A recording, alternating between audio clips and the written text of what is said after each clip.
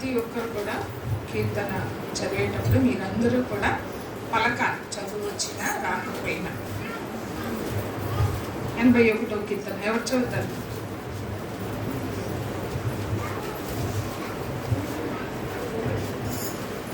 ఆనంద్ చదువు.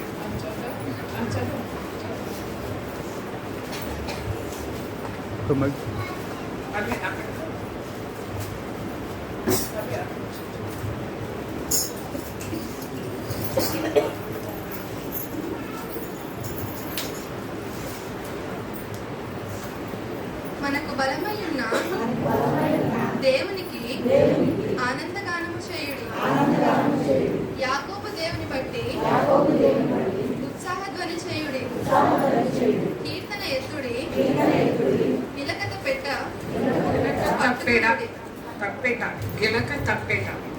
తప్పెట పట్టుకొనుడి. స్వరమండలమును మనోహరమైన సితారాను వాయించుడి.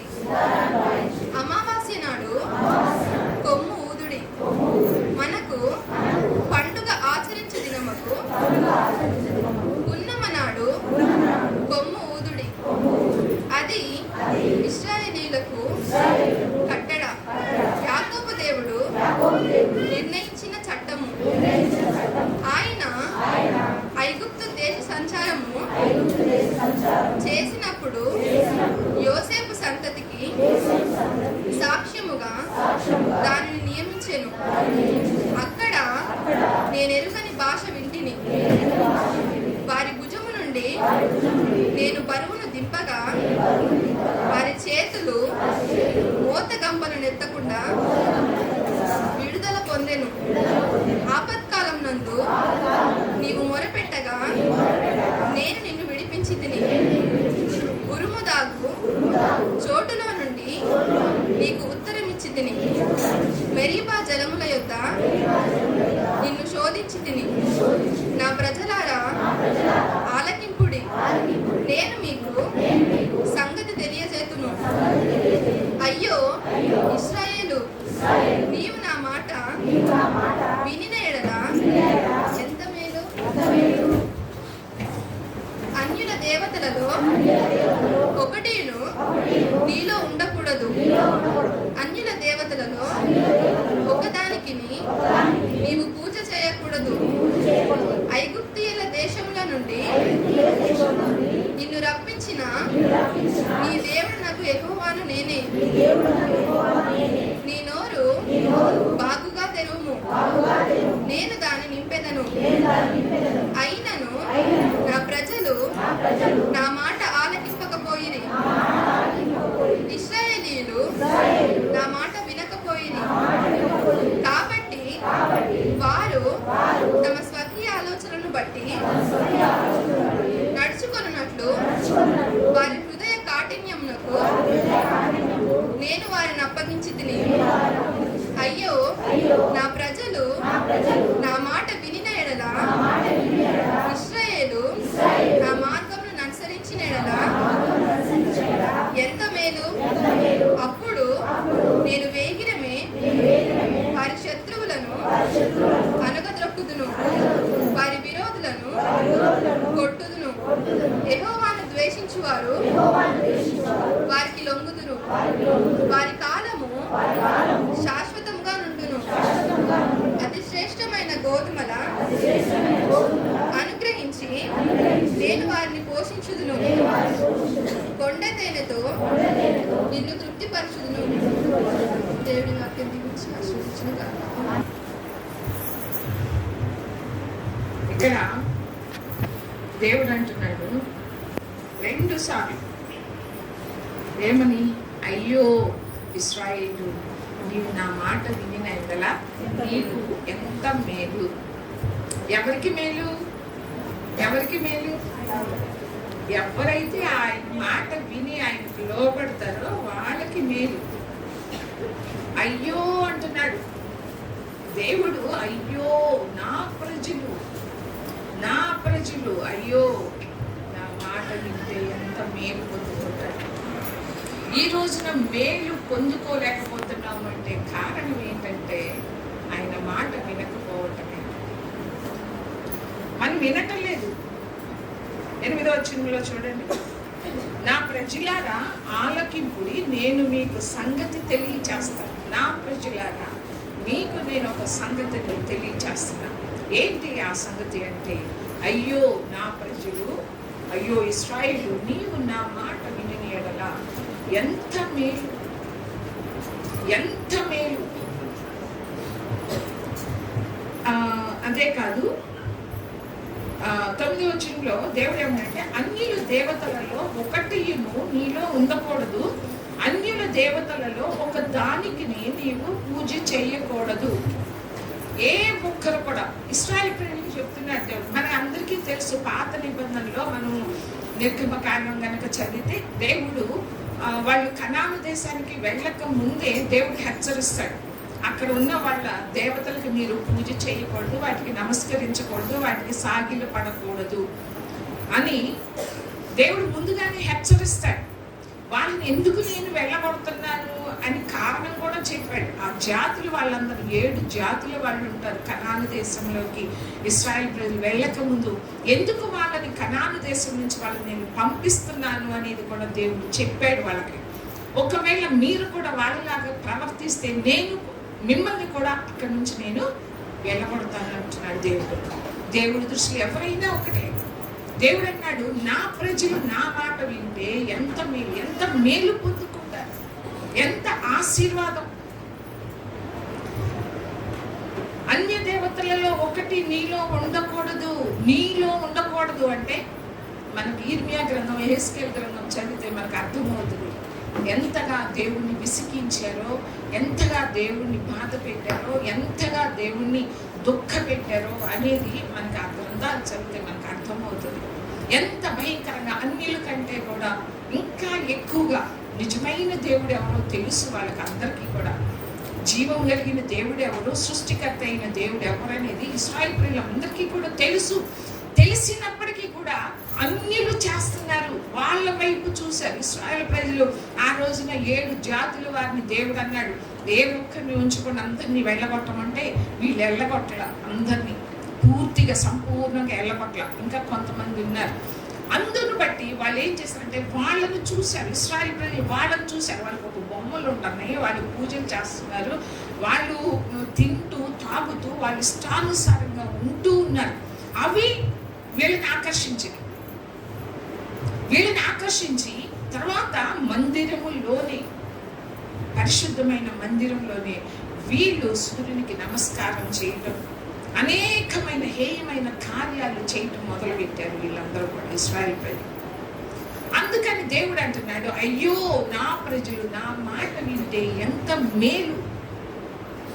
ఎందుకని ఈ రోజు మనం మేలు పొందుకోలేకపోతున్నాం? ఎందుకంటే ఆయన మాట మనం వినటం లేదు. దేవుని సన్నిధికి వస్తున్నాం కానీ విడిచిపెట్టమన్న వాటిని మనం విడిచిపెట్టలేకపోతున్నాం.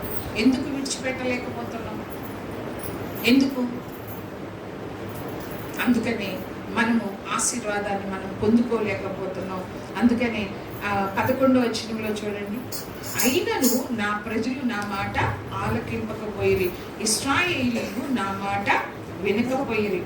వినకపోతే ఇశ్రాయేలు ప్రజల విషయంలో కూడా దేవుడు ఏం చేశాడంటే శత్రువులకి అప్పగించేశాడు దేవుడు. వాళ్ళు మాట వినటం లేదు, ఎన్నిసార్లు చెప్పినా వాళ్ళు మాట వినటం లేదు. కాబట్టి దేవుడు ఏం చేశాడు, ఇశ్రాయేలు ప్రజలను శత్రువులకు అప్పగించేశాడు. ఇక ఆ యెరూషలేములోనే ఉండకుండా శత్రువులకు అప్పగించేశాడు, నెబుకద్నెజరు రాజు చేతికి అప్పగించేశాడు. అయితే ఇక్కడ దేవుడు ఏమంటున్నాడంటే వాళ్ళు నా మాట వినటం లేదు, నా మాట వినటం లేదు కాబట్టి నేనేం చేస్తున్నాను అని దేవుడు ఏమన్నా అంటే 12వ వచనంలో, కాబట్టి వాళ్ళు నా మాట వినటలేదు కాబట్టి దేవుడు దేనికి అప్పగిస్తున్నాడో తెలుసా?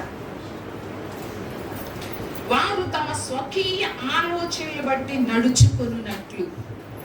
స్వకీయ అంటే సొంత ఆలోచనలను బట్టి నడుచుకునేలాగా అప్పగించేస్తున్నాడు. ఈ రోజున మనం దేవుని నమ్ముకొని కూడా ఎంత వరకు మనము పరిశుద్ధ జనముగా ఉంటున్నాం, ఆయన సొత్తైన ప్రజలుగా ఉంటున్నాం. దేవుడు చెయ్యొద్దు అన్న వాటిని చెయ్యకుండా ఎంతవరకు మనం ఉండగలుగుతున్నాం? పెళ్ళిళ్ళు చెయ్యొద్దు వద్దంటే చేసేస్తారు, అన్నిలు పెళ్ళిళ్ళు చేస్తారు. ఎంత ఇప్పుడు గృహం అంతా కూడా దేవుడిని నమ్ముకుంటున్నాం కానీ మన పిల్లల విషయంలో మనం ఏం చేస్తాం? దేవుడి మాట వింటలేదు. ఈలోక సంబంధమైన వాటి మీద మనస్సు పెట్టి దేవునికి వ్యతిరేకంగా ప్రతి విషయంలో కూడా, పాపాన్ని విడిచిపెట్టే విషయంలో కూడా, దేవుని సన్నిధికి వచ్చే విషయంలో కూడా, సహవాసాన్ని కూడా నిర్లక్ష్యం చేస్తున్నారు. ఎంతమంది ఉన్నారు? మొదటి నుంచి వచ్చిన వాళ్ళే సహవాసాన్ని నిర్లక్ష్యం చేసేస్తున్నారు. ఉండి కూడా దేవుడు అంటున్నాడు, మీరు కనుక నా మాట వినకపోతే, దేవుడు అంటున్నాడు, నా ప్రజలే నా మాట వింటారు. నా ప్రజలే, ఇంకా అన్ని ఎట్లా వింటారు? నా పిల్లలే నా మాట వింటలేదు అంటున్నాడు. అయ్యో, నా పిల్లలు, నా ప్రజలు, నా సొత్తైన ప్రజలు, నేను ప్రత్యేకపరుచుకున్న నా జనం నా మాట వింటే ఎంత మేలు పొందుకుంటారు. వాళ్ళు ఆలకించటం లేదు కాబట్టి వారి సొంత నిర్ణయాలతో, సొంత ఆలోచనలతో నడుచుకునేలాగా వాళ్ళు అప్పగించేస్తున్నారు. ఈరోజు మనం ఒక సహోదరి అంటే, నేను ఎగతాళి చెయ్యాలని కాదు, చాలా మంది పొరపాటు పడుతున్నారు. ఇప్పుడు యేసు ప్రభువు కూడా ఉదాహరణకి ఎందుకు చెప్తున్నాడు? వాళ్ళని తీసుకొని ఎందుకు చెప్తున్నాడు? పేద విధవరాలు, మొన్న వారం విన్నారు కదా, పేద విధవరాల గురించి ఎందుకు చెప్పాడు దేవుడు? పాపం చేసిన తప్పిపోయిన వాళ్ళ గురించి చెప్తున్నాడు. దేవుడికి నమ్మకంగా ఉన్న వాళ్ళ గురించి కూడా చెప్తున్నాడు. ఎందుకంటే మనకి బుద్ధి కలగటానికి. నిజమైన భక్తులు ఉన్నారు, దేవుడిని విడిచిపెట్టి ఎన్ని శ్రమలు పొందుకున్న వాళ్ళు కూడా ఉన్నారు. వాళ్ళందరి గురించి దేవుడు మనకి బుద్ధి కలగటానికి చెప్తున్నాడు. అలాగని ఈ రోజున కొన్ని విషయాలు జరిగేటప్పుడు ఎందుకు వాళ్ళ గురించి చెప్పాల్సి వస్తుంది? మంచి చెప్తాం, చెడు జరిగితే చెడు గురించి కూడా చెప్తాం. ఎందుకంటే మిగతా వాళ్ళకి బుద్ధి రావడానికి. ఎందుకు దేవుని మాట వింటలేదు? నీ భవిష్యత్తు ఏంటి? నీ భవిష్యత్తు దేవుని చేతుల్లో ఉందా? ఎవరి చేతుల్లో ఉంది? నీ చేతుల్లో ఉందా? నీ చేతుల్లోనే ఉంది. ఎందుకో తెలుసా? నీ సొంత ఆలోచన బట్టి నువ్వు నడుస్తున్నావు కాబట్టి. ఎందుకు కాబట్టి అంటే ఏంటి? నా మాట వింటలేదు కాబట్టి. వాళ్ళు నా మాట వినటం లేదు, లోబడటం లేదు కాబట్టి వారు స్వకీయ ఆలోచనలు, సొంత ఆలోచనలతో వాళ్ళు నడుచుకునేలాగా వాళ్ళు అప్పగించేస్తున్నారు. ఇక దేవుడి యొక్క ఆలోచన ఉండదు. మనం అనుకుంటాం, ఓ దేవుడు ఆలోచన ఇచ్చాడని మనం అనుకుంటాం, కానీ దేవుని యొక్క ఆలోచన ఉండదు. నీ స్వకీయ ఆలోచన బట్టి మాత్రమే నువ్వు నడుస్తున్నావు. ఎప్పుడు దేవుని యొక్క మాట వినకపోతే అంతేగా, వారి హృదయ కాఠిన్యమునకు నేను వారిని అప్పగించేశాడంట. హృదయ కాఠిన్యం, ఇంకా ఆ హృదయానికి నువ్వు ఎంత వాక్యం విన్నా కూడా ఇక బాధ ఉండదు, వేదన ఉండదు. అయ్యో పాపంలో ఉన్నాను, వాక్యానికి వ్యతిరేకంగా నేను నడుచుకుంటున్నానని వేదన ఉండదు, బాధ ఉండదు. ఆ వాక్యం ఇంకా పని చేయదు. నేను ఇంతకుముందు చెప్పాను, దున్నపోతు మీద ఎంత పడినా దానికైనా నొప్పి ఉంటుందా, లేకపోతే బాధ ఉంటుందా, ఏమన్నా ఉంటుందా? ఏముండదు. అంతే.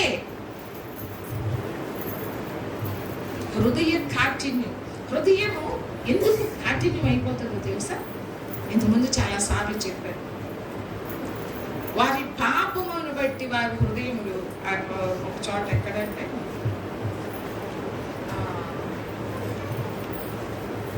రోమీలకు రాసి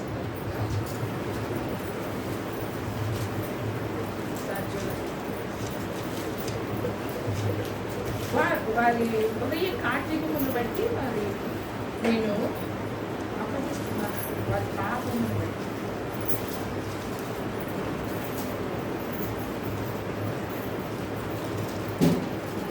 వచ్చిన పాటను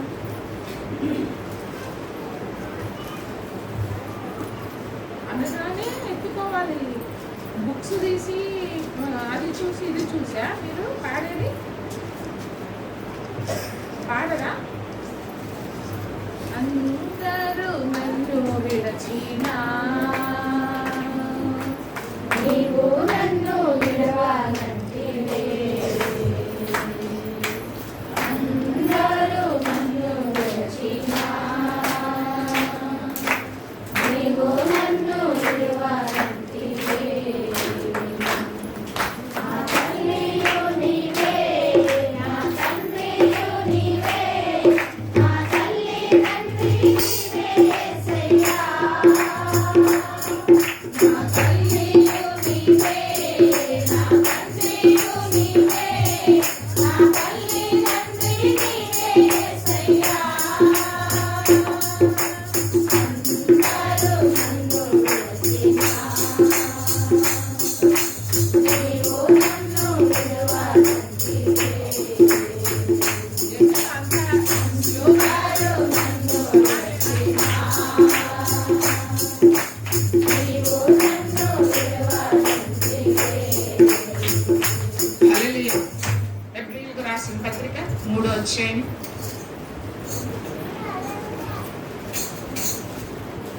15వ వచనం 13 నుంచి చూద్దాం. నేడు మీరు ఆయన శబ్దమును వినిన ఎడల కోపము పుట్టించినప్పటి వలె మీ హృదయములను కఠినపరచుకొనకూడని ఆయన చెప్పిన కనుక పాపం వల్ల కలుగు భ్రమ చేత మీలో ఎవడును కఠినపరచబడకుండునట్లు. హృదయము ఎప్పుడు కఠినం అయిపోతుందంట? పాపం వల్ల కలుగు భ్రమ చేత మీలో ఎప్పుడు కూడా కఠినపరచబడకుండునట్లు. పాపం చేసి చేసి హృదయం ఏమైపోతుందో తెలుసా? కఠినమైపోతుంది. ఇక్కడ దేవుడు అంటున్నాడు, మీరు నా మాట వింటలేదు కాబట్టి మిమ్మల్ని నేను హృదయ కాఠిన్యానికి నేను వారిని అప్పగించేస్తున్నా. నువ్వు వస్తావు వెళ్తావు అంతే దేవుని సన్నిధికి. ఆ వాక్యము నీ హృదయంలో పని చేయదు. ఎప్పుడు? ఎన్నోసార్లు దేవుడు హెచ్చరిస్తున్నాడు, నువ్వు విడిచిపెట్టు, తాగుడు విడిచిపెట్టు, లేకుంటే పాపాన్ని విడిచిపెట్టు, వ్యభిచారాన్ని విడిచిపెట్టు, అది విడిచిపెట్టు, దొంగతనాలు, అబద్ధాలు, వీటన్నిటిని విడిచిపెట్టు అని దేవుని వాక్యం ఎన్నోసార్లు హెచ్చరించినప్పటికీ కూడా అది ఎవరైతే చెయ్యరో, దేవుని మాటకి ఎవరైతే లోబడకుండా ఉంటారో అప్పుడు ఏమైపోతుంది? దేవుడు అంటున్నాడు, వారి స్వకీయ ఆలోచనకు నేను అప్పగించేస్తాను, వాళ్ళని హృదయ కాఠిన్యానికి వాళ్ళని నేను అప్పగిస్తాను. నువ్వు పాపంలోనే జీవిస్తే నీ హృదయం కఠినమైపోతుంది. నువ్వు పాపం చేసినా కూడా అయ్యో దేవునికి వ్యతిరేకంగా నేను పాపంలో జీవిస్తున్నానే, అయ్యో దేవుడు నన్ను చూస్తున్నాడు అనే ఆలోచన నీకు రాదు. నువ్వు ఆనందిస్తూనే ఉంటావు పాపంలో పడిపోయి. అది నీకు ఆనందాన్ని కలుగు చేస్తుందేమో, తర్వాత భయంకరమైన వేదన మిగులుస్తుంది. అది నువ్వు తట్టుకోగలుగుతావా? భయంకరమైన వేదన. దేవుడు ఎన్నోసార్లు మనల్ని హెచ్చరిస్తున్నాడు. ఎవరు అన్యులు కాదు, దేవుడు మనల్ని హెచ్చరిస్తున్నాడు. నా ప్రజలు అంటున్నాడు, నా ప్రజలే నా మాట వింటలేదు. అయ్యో నా మాట వింటే ఎంత మేలు, ఎంత ఆశీర్వాదాన్ని పొందుకుంటారు. వస్తున్నాం వెళ్తున్నాం, ఏదో ఆదివారం రావాలి కదా, వస్తున్నాం. దానివల్ల నీకు ప్రయోజనం లేదు. అటు కాకుండా ఇటు కాకుండా ఉండొద్దు. ఎందుకు? ఈ లోకంలో నన్ను ఉంటే ఈ లోకంలో వరకైనా నువ్వు సంతోషంగా జీవిస్తావేమో. జీవించు ఈ లోకంలో. అటు ఇటు అడుగు వెయ్యొద్దు. నువ్వు ఉంటే దేవునికి నమ్మకంగా జీవించు. దేవునికి ఎలా నమ్మకంగా జీవించాలో, వాక్యానుసారంగా ఎలా బ్రతకాలో నువ్వు సాధకం చేసుకో. లేదా నేను విడిచిపెట్టలేను ఈ పాపాన్ని, విడిచిపెట్టలేను ఈ బలహీనతలు, ఈ అబద్ధాలు అని అనుకుంటే దేవుని విడిచిపెట్టు. రెండు కత్తులు ఒకే వరలో ఉంటాయా? ఉండవు, ఒకటే ఉండాలి. ఇక్కడ చూడండి, ఇంకా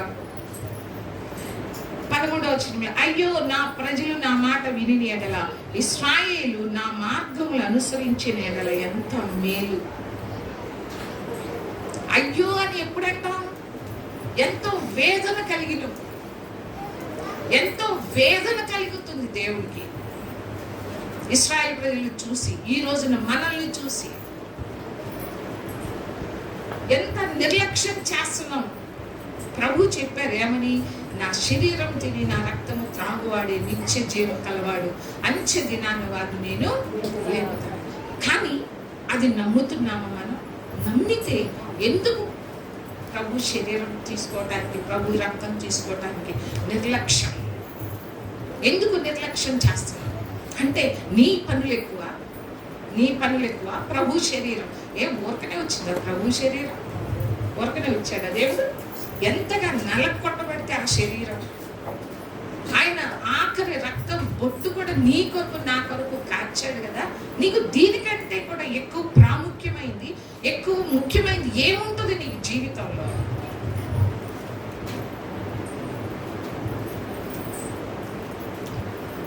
ఎప్పుడు దేవుడు నువ్వు మొదటి స్థానం ఇవ్వవు అంటే ఈ లోకం చేత నువ్వు ఆకర్షించబడుతున్నావు, ఈ లోకంలో ఉన్న పాపం చేత నువ్వు ఆకర్షించబడుతున్నావు. ఎప్పుడైతే నువ్వు పాపం చేత ఆకర్షించబడతావో, ఎప్పుడైతే లోకంలో ఉన్న వాటి చేత నువ్వు ఆకర్షించబడతావో, అప్పుడు దేవుడి దగ్గర నుంచి నువ్వు కొంచెం దూరం అయిపోతావు.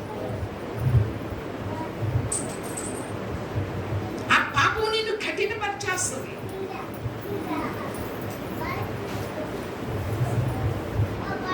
ఎలా ఉన్నాయి ఇప్పుడు ఆఖరి దినాల్లో దేవుడు ఏమన్నా అంటే, పిలవబడిన వారు అనేకులు, ఏర్పరచబడిన వారు కొద్దిమంది. ఆ ఏర్పరచబడిన వారిని సైతం కూడా సాతాను దొంగిలించేస్తారు.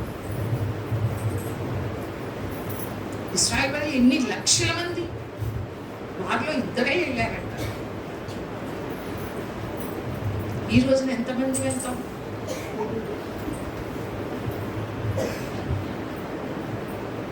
నా మార్గములు అనుసరించి అది ఎంత మేలు. అయ్యో అంటున్నట్టే.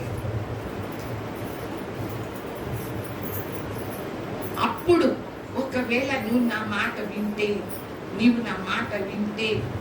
నా మార్గములు అనుసరించి నడుచుకుంటే, అప్పుడు ఏం చేస్తాడ? నేను వేగనమే వారి శత్రువులను అణగద్రొక్కుదును, వారి విరోధుల్ని కొట్టుదును. ఎవరిని కొడతాడు దేవుడు? ఎవరిని? ఎవరి విరోధులను? ఎవరైతే దేవుని యొక్క మాట వింటారో, ఎవరైతే దేవుని యొక్క మార్గములు అనుసరించి నడుచుకుంటారో, వాళ్ళ పక్షంగా దేవుడు ఏం చేస్తానన్నాడు? నేను వెంటనే వారి శత్రువుని అణగద్రొక్కుతా. శత్రువులు, ఎవరైతే శత్రువులు ఉన్నారో వాళ్ళని నేను అణగద్రొక్కుతా. నువ్వు అణగద్రొక్కుతావా? ఎవరు అణగద్రొక్కుతారు? దేవుడు అణగద్రొక్కకుండా నువ్వు అణగద్రొక్కలేవు. నేను నా దేవుని సహాయం వల్లనే నేను ప్రాకారాలు దాటగలను అంటున్నాడు దావీదు భక్తుడు.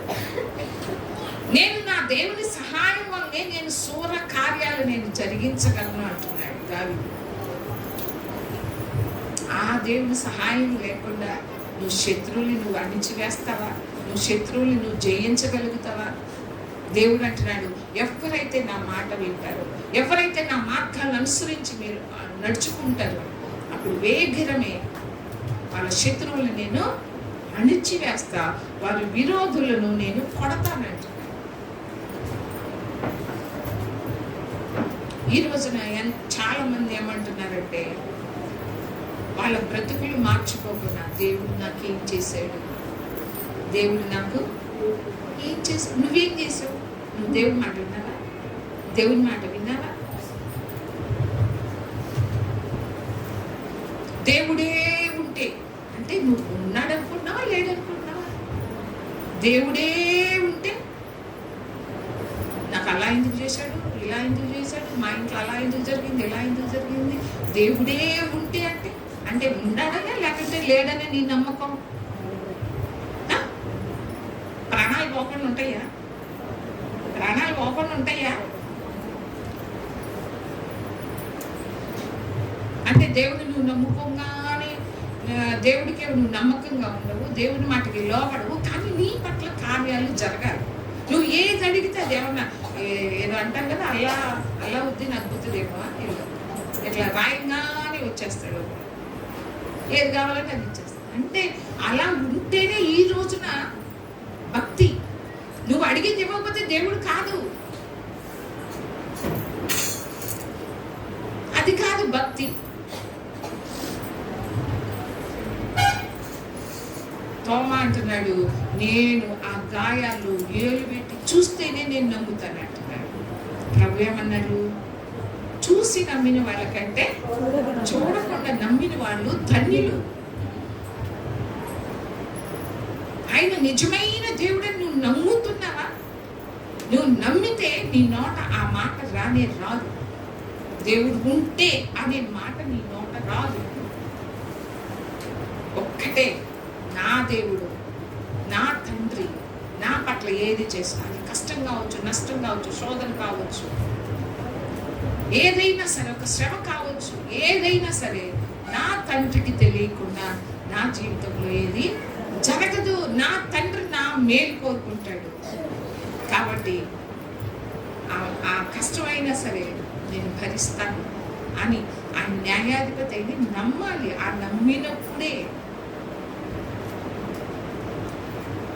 కష్టాలు లేకుండా ఉంటాయా?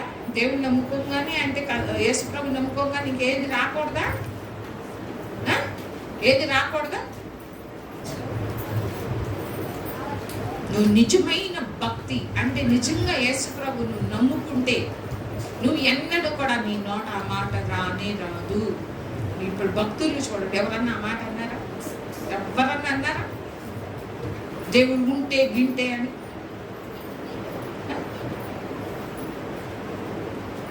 ఆయన న్యాయాధిపతి. ఆయన అన్యాయం చేస్తే ఒకళ్ళు ఒకలాగా చేస్తే ఆయన దేవుడు ఎలా అవుతాడు? దేవుడు అంటే ఏంటి? దేవుడు అంటే ఏంటి? ఏ పాపం కానీ, ఏ లోపం కానీ ఏది లేని వాడే దేవుడు, పరిశుద్ధుడు. అన్యాయం చేశాడు అంటే ఆయన దేవుడు ఎలా అవుతాడు? అందుకనే నేను యెహెజ్కేలు గ్రంథంలో ప్రతిసారి కూడా ప్రవర్తన ఫలం అంటాడు దేవుడు. ప్రవర్తన ఫలం. క్రొత్త నిబంధనలో కూడా రాత్రి చెప్పారు. క్రొత్త నిబంధనలో కూడా ఏమనుంది?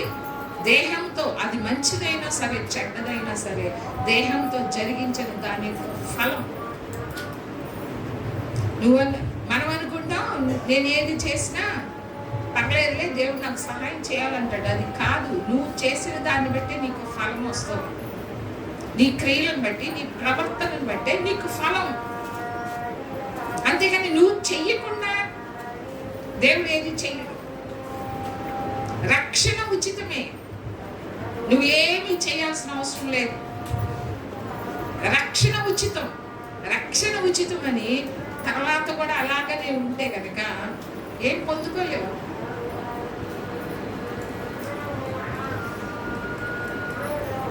మనం ఆయన మాట వింటే వెంటనే దేవుడు ఏమంటున్నాడు? శత్రువులు అణిచివేస్తాను, వారి విరోధులు కొడతాను, యెహోవాను ద్వేషించు వారు వారికి లొంగుదురు, వారి కాలము శాశ్వతముగా ఉండును. అతి శ్రేష్టమైన గోధుమలు అనుగ్రహించి నేను వారిని పోషించుదును, కొండ తేనెతో నిన్ను తృప్తిపరచుదును. హల్లెలూయా. ఇలాంటి ఆశీర్వాదాన్ని పొందుకోలేకపోతున్నాం. ఈ మేలును మనం పొందుకోవాలి అంటే ఏ మేలు, ఏ ఆశీర్వాదం? అతి శ్రేష్టమైన గోధుమలు అనుగ్రహించి నేను వాడిని పోషిస్తాను, కొండ తేనెతో నేను తృప్తిపరుస్తాను. ఈ ఆశీర్వాదం, ఈ మేలు పొందుకోవాలి అంటే ఏం చేయాలి? మనం ఏం చేయాలి? చెప్పండి, గొంతులు రావట్లా. ఎంత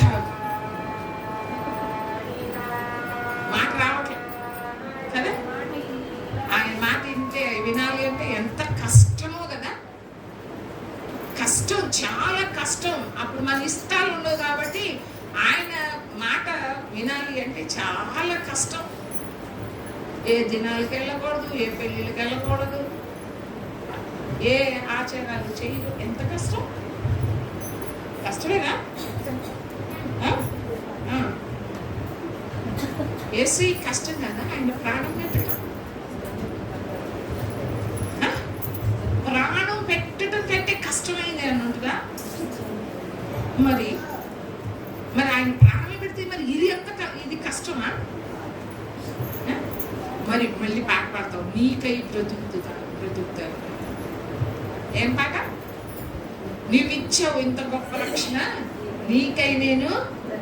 ఎవరి కొరకు బ్రతుకుతున్నావు? ఎవరి కోసం బతుకుతున్నావు? చెప్పండి. దేవుని కోసం బతుకుతున్నారు? పరిశీలించుకుందాం. ఎందుకంటే మన ప్రవర్తన మనం సరి చేసుకుందాం. ఎప్పటి వరకు సరి చేసుకుంటాం అంటే మనలో ప్రాణం ఉన్నంత వరకే మనం సరి చేసుకోగలుగుతాం. ప్రాణం పోతే ఏమి సరి చేసుకోలేము. నిన్ను నన్ను సజీవులుగా ఉంచినప్పుడే నువ్వు సరిదిద్దుకో. ఇంకా ఏ లోపాలు ఉన్నాయో, ఏ లోటుపాట్లు ఉన్నాయో, ఏ కళంకం, ముడతలు, డాగులు ఉన్నాయో, ఏ కంపు ఉందో, వాటన్నిటిని మనం సజీవులుగా ఉన్నప్పుడే మనం వాటిని సరి చేసుకోవాలి, సరిదిద్దుకోవాలి. అందుకనే వాక్యం. ఎందుకు వాక్యం మనకి? ఎందుకు వాక్యం?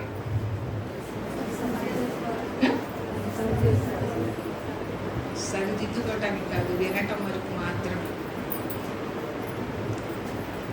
నేను చెప్తున్నా, వింటే దేవుని మాట కనుక లోబడితే మీరు ఏ పెళ్ళిళ్ళకి వెళ్ళరు, ఏ దినాలకు వెళ్ళరు, ఏ ఆచారాలు చెయ్యరు. దేవుని కంటే ఎక్కువగా మీరు ప్రేమిస్తున్నారు వాటిని, కాబట్టి వాటిని చేయగలుగుతున్నారు. దేవుడైతే మనల్ని అన్నిటికంటే ఎక్కువగా మనల్ని ప్రేమించాడు. సరే, అందుకనే మనం మేలు పొందుకోవాలంటే నువ్వు ఏదైనా సరే ఆయన మాట వినినప్పుడు, ఒకవేళ నీకు అది కష్టంగా, అమ్మో ఇది చెయ్యలేను అనుకున్నప్పుడు దేవుని యొక్క సహాయాన్ని అడుగు. నువ్వు ఏది చేయలేకపోతున్నావు, దేన్ని జయించలేకపోతున్నావు, ఏ పాపాన్ని, ఏ బలహీనతను నువ్వు జయించలేకపోతున్నావో దేవుని యొక్క సహాయాన్ని అడుగు. దేవుడు సహాయం చేస్తాడు.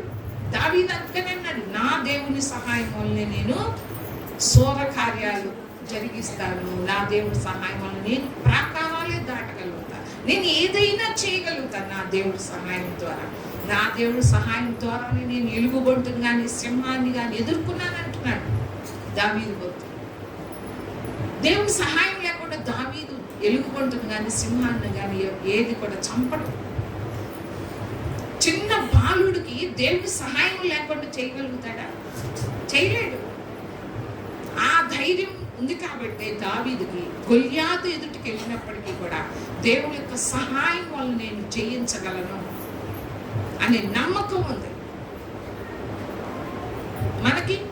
మనకు ఉండదు. ఎందుకో తెలుసా? దేవుని మాట వింటలేదు కదా, దేవుని మాట లోపట్టలేదు కాబట్టి అమ్మో వెళ్తే అట్లా. దేవుని మాటకి లోబడకపోతే ఇవన్నీ వస్తాయి. లోబడితే, దేవుని మాటకి లోబడితే మనం ధైర్యంగా ముందుకెళ్ళగలం ఏ విషయంలోనైనా. ఎందుకంటే దేవుని యొక్క సహాయం ఉంటుంది, దేవుడు మనకి తోడుగా ఉంటాడు. అందుకని దావీదు భక్తుడితోటి దేవుడు ఏమన్నాడు దావీదు గురించి? నేను ఎల్లప్పుడూ దావీదుకి నేను తోడుగా ఉన్నాను అంటాడు. ఎక్కడికి వెళ్తే అక్కడికి దావీదుతో దేవుడు ఉన్నాడు. హల్లెలూయా. ఉన్నాడా లేదా? దావీదు ఎక్కడికి వెళ్తే అక్కడ ఉన్నాడు. ఆయన సన్నిధి తోడుగా ఉన్నది ఎప్పుడు కూడా. కాబట్టి మనం దేవుని యొక్క మాట కనుక వింటే కనుక మనకి దేవుడు అన్నాడు, అయ్యో నా ప్రజలు నా మాట విని ఎడల ఎంత మేలు, అంటే ఆ మేలు పొందుకుంటారు అని దేవుడు చెప్తున్నాడు.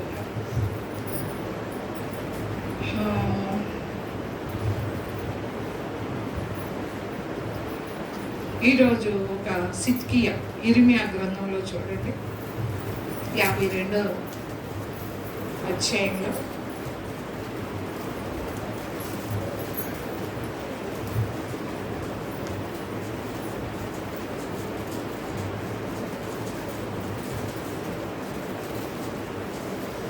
పదవచ్చు 52వ అధ్యాయము ఇర్మియా గ్రంథం 52వ అధ్యాయం 10వ. చాలా మంది మీరు అనుకోవచ్చు, ఎప్పుడు చూసినాము కానీ ఆశీర్వాదాల గురించి చెప్పరే, చాలా మంది ఆశీర్వాదాల గురించి చెప్తారు కదా. ఆశీర్వాదాలు మీరు అడగకపోయిన దేవుడు ఇస్తాడు. ఎప్పుడు ఇస్తాడు? నువ్వు అడగాల్సిన అవసరం లేదు. ప్రభు కూడా చెప్పారు, మీకేది అవసరమో నాకు తెలుస్తాడు. మీ అవసరతలు నాకు తెలుసు, మీరు అడగక మునిపే నాకు తెలుసు అంటున్నాడు ప్రభు. కానీ నువ్వు చేయవలసింది ఏంటంటే దేవుని మాట వినటం. నువ్వు నమ్మకంగా జీవించినప్పుడు దేవుడు నువ్వు అడగాల్సిన అవసరం లేదు, నీ ప్రతి అవసరత తీరుస్తాడు. నీకు ఏది అక్కర ఉందో, నీకు ఏది అవసరమో దేవుడు తప్పకుండా ఆ తగిన సమయంలో దేవుడు ఇస్తాడు. అప్పటి వరకు మనం ఓపికగా మనం దేవుని సన్నిధిలో కనిపెడుతూ దేవునికి నమ్మకంగా ఉండాలి.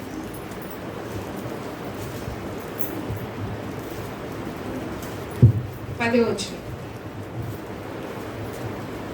బబులోను రాజు సిద్కియా కుమారులను అతని కన్నుల ఎదుట చంపించెను, మరియు అతడు రిబ్లాలో యూదా అధిపతులనందరినీ చంపించెను. బబులోను రాజు సిద్కియా కన్నులు ఓడదీయించి 2 సంకెళ్లతో అతన్ని బంధించి బబులోనుకు అతన్ని తీసుకుని పోయి మరణము వరకు చెరసాలలో అతన్ని పెట్టించాను. హల్లెలూయా. ఇక్కడ సిద్కియా ఒక గొప్ప రాజు, యూదా రాజు, యూదులకి రాజు అన్నమాట. అతడు ఎన్ని సంవత్సరాలు ఏలాడు అంటే 52వ అధ్యాయంలో చూడండి. సిద్కియా ఏలన ఆరంభించినప్పుడు అతడు 21 సంవత్సరములు గలవాడు. అతడు యెరూషలేములో 11 సంవత్సరములు ఏలెను. 11 సంవత్సరాలు సిద్కియా రాజుగా ఉన్నాడు. రాజుగా ఉన్నప్పుడు ప్రతి ఒక్క రాజు దగ్గరకు ఎవరో ఒక ప్రవక్త వచ్చి వాళ్ళని హెచ్చరించడం, వాళ్ళకి దేవుని మాటలు చెప్పడం జరుగుతూ ఉంది. కొంతమంది ఆ ప్రవక్త యొక్క మాటల్ని తీసుకున్నారు, కొంతమంది తీసుకోలే. ఎందుకంటే వీళ్ళందరూ కూడా చెడు నడత నడిచిన వాళ్ళు. వీళ్ళందరూ కొంతమంది రాజులు దేవునికి నమ్మకంగా లేకుండా, దేవుని మాట వినకుండా, దేవుని మాటకి లోబడకుండా, దేవుడు చెప్పిన మార్గంలో అనుసరించి నడుచుకోనకుండా ఉన్న రాజులు చాలా మంది ఉన్నారు. నమ్మకమైన వాళ్ళు కొద్ది మందే ఉన్నారు. నమ్మకమైన రాజులు దావీదు కానీ, హిజ్కియా కానీ, యెహోషాపాతు కానీ కొద్ది మంది. వాళ్ళు కూడా కొంతమంది చివరిలోకి వచ్చేసరికి వాళ్ళు కూడా తప్పిపోయారు. యెహోషాపాతు రాజు కావచ్చు, కొంతమంది రాజు. కానీ చివరి వరకు నమ్మకంగా ఉన్న వాళ్ళు చాలా కొద్ది మంది. ఎందుకు వాళ్ళని శత్రువుల చేతికి అప్పగించారు? సిద్కియాని శత్రువులకు అప్పగించేశారు. ఎంత భయంకరమైన విషయం కదా. ఒక రాజుగా ఉన్న సిద్కియా నెబుకద్నెజర్ రాజు చేత అంటే బంధించి, నెబుకద్నెజర్ రాజు ఏం చేస్తాడు? సిద్కియాని బంధించి తీసుకెళ్తాడు. అంతేకాదు 10వ వచనంలో చూడండి, బబులోను రాజు సిద్కియా కుమారులను అతని కన్నుల ఎదుట చంపించేశాడంట. ఎంత భయంకరంగా చూడండి.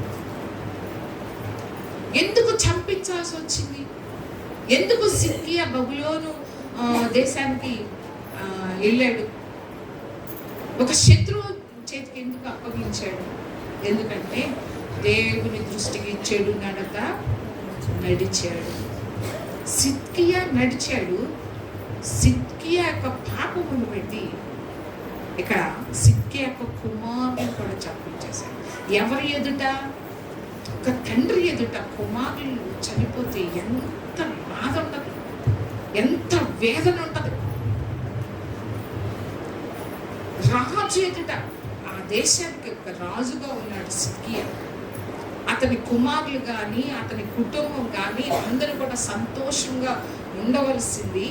కానీ దేవుని మాట వినకుండా, దేవుని వాక్యానికి లోబడకుండా ఉన్నప్పుడు సిద్కియా రాజు ఎదుట అతని కుమారులు చంపించేశాడు. అంతేకాదు అతని యొక్క అధిపతుల్ని కూడా చంపించేశాడు. ఎవరైతే సిద్కియా రాజు దగ్గర అధిపతులుగా ఉన్నారో వాళ్ళందరినీ కూడా ఆ రాజు చంపించేశాడు. అంతేకాదు సిద్కియా రాజు యొక్క కన్నులు కూడా, ఎంత భయంకరమైన విషయం. ఒక రాజుగా ఎంత గొప్ప జీవితాన్ని జీవించుంటాడు సిద్కియా. కోరిన ఆహారం, కోరిన వస్త్రాలు, పిలిస్తే పనివాడు, అంత గొప్పగా 11 సంవత్సరాలే కాదు, అంటే అంతకుముందు 21 సంవత్సరం ఉంటుంది కదా రాజైంది. 21 సంవత్సరాలు కూడా ఒక రాజు కుమారుడుగా ఉన్నాడు. 21 సంవత్సరాల తర్వాత కూడా 11 సంవత్సరాలు సిద్కియా కూడా రాజుగా ఉన్నాడు. ఒక రాజు కుమారుడుగా ఉన్నాడు, అలాగనే తను రాజుగా ఉన్నాడు. అలా పెరిగిన సిద్కియా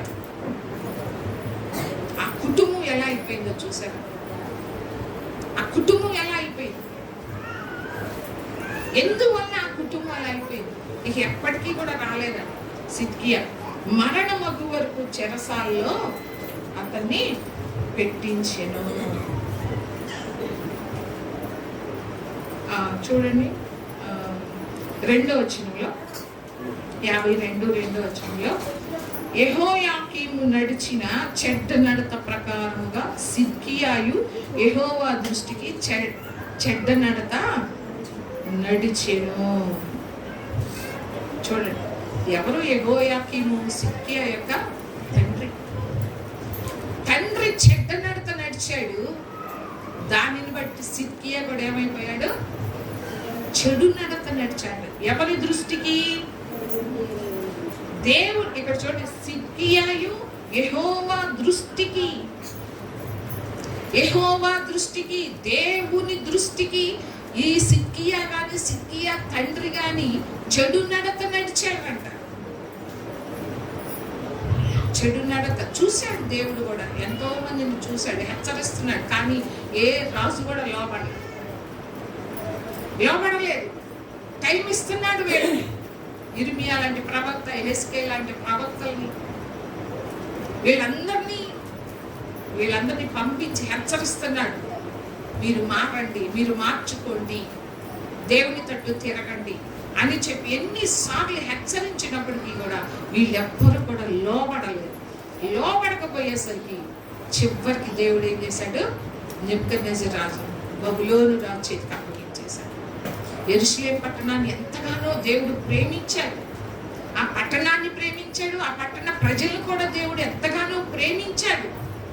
వాళ్ళకు విరోధంగా ఎవ్వరు వచ్చినా కూడా, ఆ శత్రువులు అందరూ కూడా ఎవ్వరూ కూడా వీళ్ళ మీద జయాన్ని పొందుకోలేకపోయారు. ఇశ్రాయేలు ప్రజల మీద గొప్ప గొప్ప రాజులే. మళ్ళీ ఇశ్రాయేలు కనాన్ దేశానికి వచ్చేటప్పుడు ఆ మార్గంలో గొప్ప గొప్ప రాజులు ఎదురుపడ్డారు ఇశ్రాయేలు ప్రజలకి.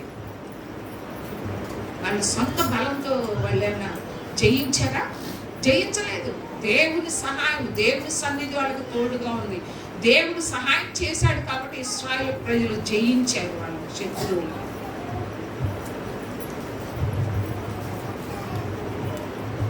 ఎరికో పట్టణం మీదకి వెళ్ళారు. హాయి పట్టణం మీదకి ఏమైపోయింది? దేవుని సహాయం లేదు కాబట్టి కొద్ది మంది ఉన్నప్పటికీ కూడా ఆ పట్టణాన్ని జయించలేకపోయారు. దేవుని సహాయం లేకపోతే ఎవ్వరూ ఏం చేయలేము. ఈరోజు మన కుటుంబాలు ఎలా ఉన్నాయి?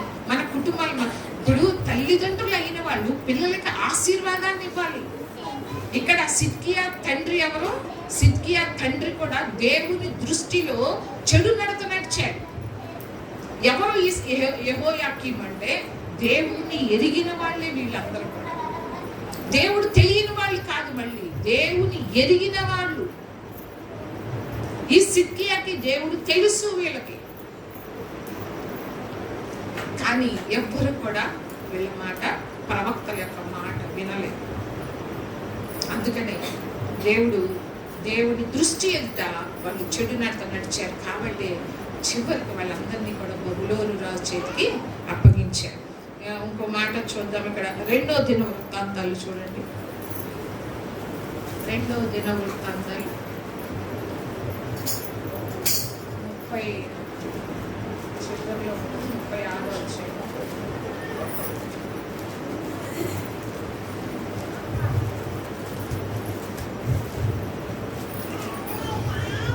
వచ్చిన 36:11. సిద్కియా ఏలనారంభించినప్పుడు 21 ఏండ్ల వాడై యెరూషలేములో 11 సంవత్సరం ఏలెను. అతడు తన దేవుడైన యెహోవా దృష్టికి చెడు నడత నడుచుచు ఆయన నియమించిన ప్రవక్త అయిన ఇర్మియా మాట వినకయు తన్ను తాను తగ్గించుకొనకయు ఉండెను. హల్లెలూయా. ఎవరి మాట వినలేదంట? ఎవరి మాట వినలేదు? ఇర్మియా మాట వినలేదంట.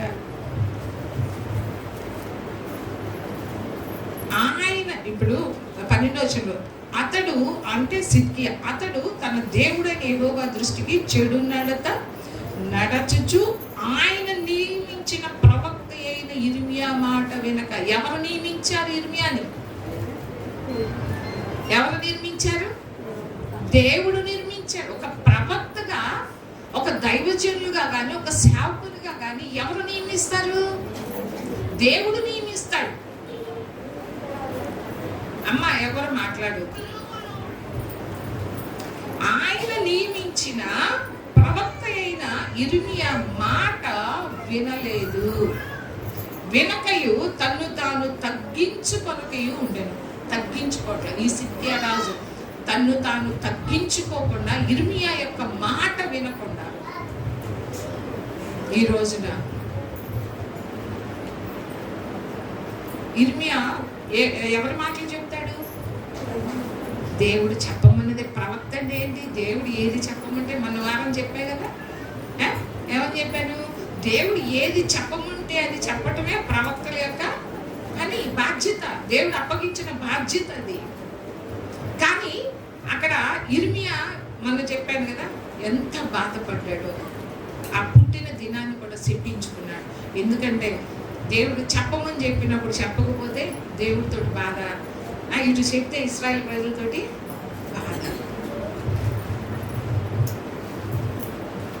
ఒక ప్రవక్త యొక్క పని ఎంత కష్టమైందో మనం చెప్పాను.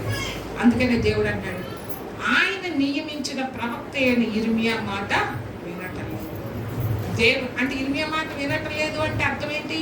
దేవుని యొక్క మాట వినటం లేదు. ఇర్మియా చెప్పిన మాట దేవుడు చెప్పిన మాటే.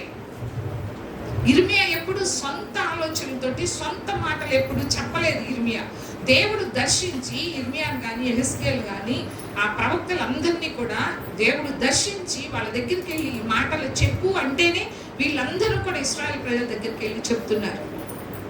కానీ వాళ్ళు ఏంటంటే, ఓ ఇర్మియా కదా, యెహెజ్కేలే కదా, మన మధ్య తిరుగుతూ ఉన్నారు కదా, వాళ్ళు చెప్పింది ఏంటి మనం వినేది.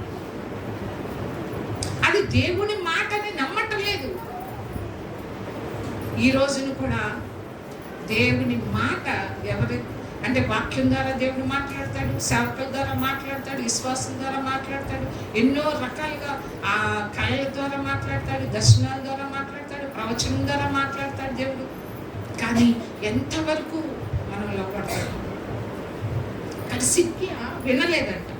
తన్ను తాను తగ్గించుకొనకి ఉండిను, మరియు దేవుని నామమును బట్టి తన చేత ప్రమాణము చేయించిన నెబుకద్నెజర్ రాజు మీద అతడు తిరుగుబాటు చేసెను. అంటే ప్రమాణం చేయించాడంట నెబుకద్నెజర్ రాజు సిద్కియా చేత. ఆ దేవుని నామమున ప్రమాణము చేసినప్పటికీ కూడా అతడు తిరుగుబాటు చేశాడు. అంటే దేవుని నామంలో చేసిన ఆ ప్రమాణాన్ని కూడా ఏం చేశాడు?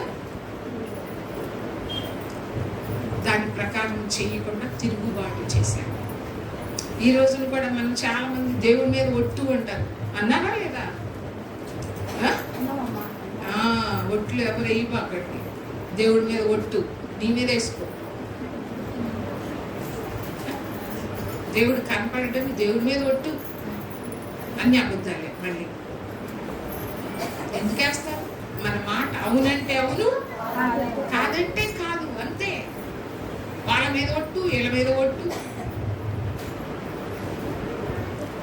ఒకసారి ఇంతకుముందు చెప్పాను అనుకున్నాను, అప్పుడు నాకు చాలా నైజాంలో వరంగల్ బట్టలు అనమాట. మా అమ్మ నాన్న వాళ్ళు పొగాకు వేసేవాళ్ళు. నాకు చిన్న వయసు, చాలా 8 సంవత్సరాలు ఉంటాయో 9, బాగా గుర్తు. అయితే ఒక ఆమె దొంగతనం చేసింది. అంటే అప్పుడు పొగాకు కదా, పొగాకి ఇక్కడి నుంచే మరి ఎక్కడి నుంచో కానీ ముఠాలని వచ్చేవాళ్ళు, చాలా మంది ముఠాలు వచ్చేవాళ్ళు అక్కడికి. ఆ టైంలో 2, 3 నెలలు 4 నెలలు అక్కడే ఉండేవాళ్ళు. అలా వచ్చిన వాళ్ళలో దొంగతనం జరిగింది. దొంగతనం జరిగితే ఒక ఆమె దేవుని నమ్ముకుంది అనుకుంటా. ఆ దేవుని నామంలో వాళ్ళ పిల్ల మీద ఒట్టేసింది, నేను చేయలేదు అని. తర్వాత వెంటనే ఆ పిల్ల ఏదో మింగేసింది. నాకు చాలా గుర్తు. ఏదో మింగేసింది, వెంటనే చాలా సీరియస్ అయ్యి చనిపోయిందో మరి ఎట్లానో నాకు సరిగ్గా గుర్తులేదు, కానీ వెంటనే జరిగింది అది. అప్పుడు ఒప్పుకుంది. ఒట్లు వేయొద్దు, పసిపిల్లల మీద వేయొద్దు. నువ్వు నిజంగా తప్పు చేయకపోయినా కూడా పిల్లల మీద వేయొద్దు, ఒట్లు వేయకూడదు.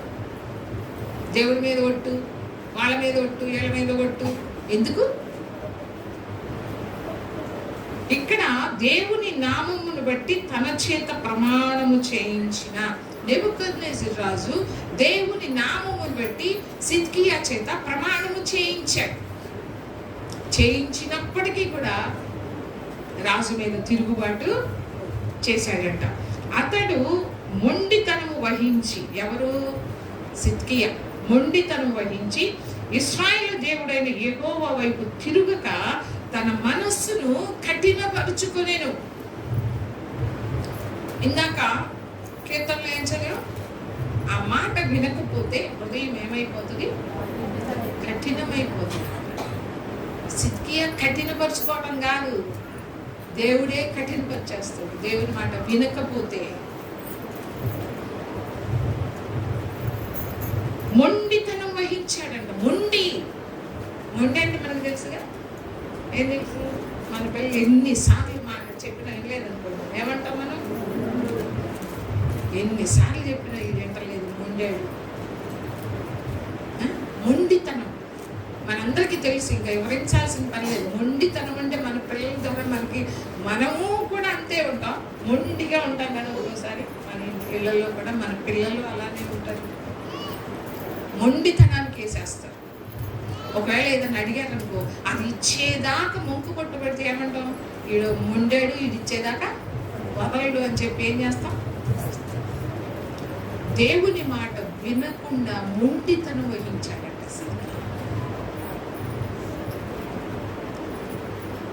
కఠినమైపోయింది సిద్కియా యొక్క హృదయం.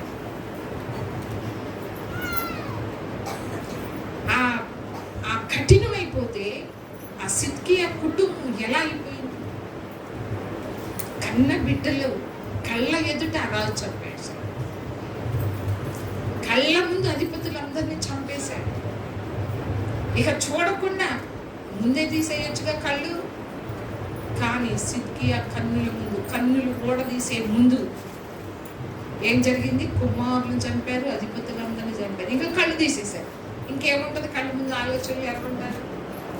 అవే ఉంటాయి. సిద్కియా కళ్ళ ముందే చంపేసిన విషయాలే ఉంటాయి కాబట్టి కురింగి కురింగి కురింగి చంపారు. మరణం అయ్యే వరకు కూడా చెరసాల నుంచి బయటికి రాలేదు. ఎంత గొప్ప రాజు! ఒక రాజుగా ఇష్టమైనట్లుగా జీవించవలసిన ఒక రాజు. ఇష్టమైన ఆహారం కావచ్చు, ఒక గొప్ప జీవితం జీవించవలసిన ఆ రాజు యొక్క జీవితం చివరికి చెరసాలలో చనిపోవలసి వచ్చింది. ఎందుకని? మొండితనం. దేవుని మాట వినకుండా మొండితనం వహించాడంట. ఎవరికి నష్టం? దేవుని మాట వినకపోతే ఎవరికి నష్టం? మనకి కాదు, నాకు అను. ఎవరికి నష్టం? మరి వినకపోతే వాళ్ళకే నష్టం. ఈ సిద్కియా రాజు మొండితనం వహించాడు, దేవుని మాట వినకుండా.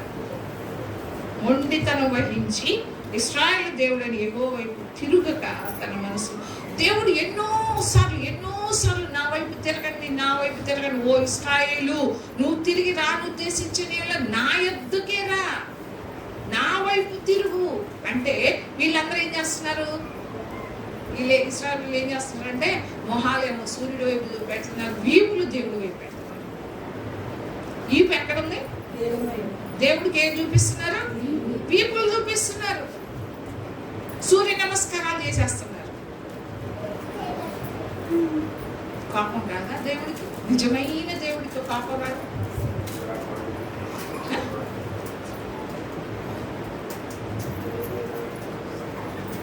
దేవుని వైపు నువ్వు ఎలాంటి పాపమైనా, నువ్వు ఎలాంటి పాపంలో ఉన్నా దేవుని తట్టు తిరిగితే ఆయన క్షమించే దేవుడు. ఎలాంటి పాపనైనా క్షమించే దేవుడు, కనికరించే దేవుడు. చూపించే దేవుడు. అంతగా మనల్ని ప్రేమించాడు. నువ్వు నిజంగా పశ్చాత్తాపడాలే కానీ నీ యొక్క పాపమును బట్టి, నువ్వు చేసే పనులను బట్టి, నీ ప్రవర్తనను బట్టి, నీ మాటలు బట్టి నువ్వు నిజంగా పశ్చాత్తాపడినప్పుడు దేవుడు మనల్ని చేర్చుకుంటాడు. దేవుడు ఎంత ప్రేమతో తప్పిపోయిన కుమారుని చేర్చుకోలేదా? చేర్చుకుంటాడు. నువ్వు తిరగాలే కానీ, ఆయన దగ్గరికి రావాలే కానీ ఆయన ఎలాంటి వాళ్ళైనా క్షమించేదే. ఎందుకు ఇంత కఠినంగా దేవుడు ప్రవర్తిస్తున్నాడు? నేను ఇంక వాళ్ళని కటాక్షించను, వారిని కనికరించను అని ఎందుకు చెప్తున్నాడు దేవుడు? ఎందుకు అంటే ఎన్నిసార్లు హెచ్చరించినప్పటికీ కూడా మాట వినటం లేదు. ఈ సిద్కియా రాజు దేవుని తట్టు తిరగటం లేదు, మొండితనంగా ఉంటున్నాడు. కఠినమైపోయింది హృదయం. 14వ వచనం చూడండి. అదియుగాక యాజకులలోను జనులలోను అధిపతులకు వారు అన్యజనులు పూజించు హేయమైన విగ్రహములను పెట్టుకొని బహుగా ద్రోహులై యెహోవా యెరూషలేములో పరిశుద్ధపరిచిన మందిరమును అపవిత్రపరచిరి. ఏం చేస్తున్నారంటే వీళ్ళు? అదియుగాక అంటే ఇవన్నీ కాక, ఈ సిద్కియా చేసిన పనులన్నీ కాక, యాజకులు కానీ జనులు కానీ అధిపతి వీళ్ళందరూ ఒకళ్ళు కాదు.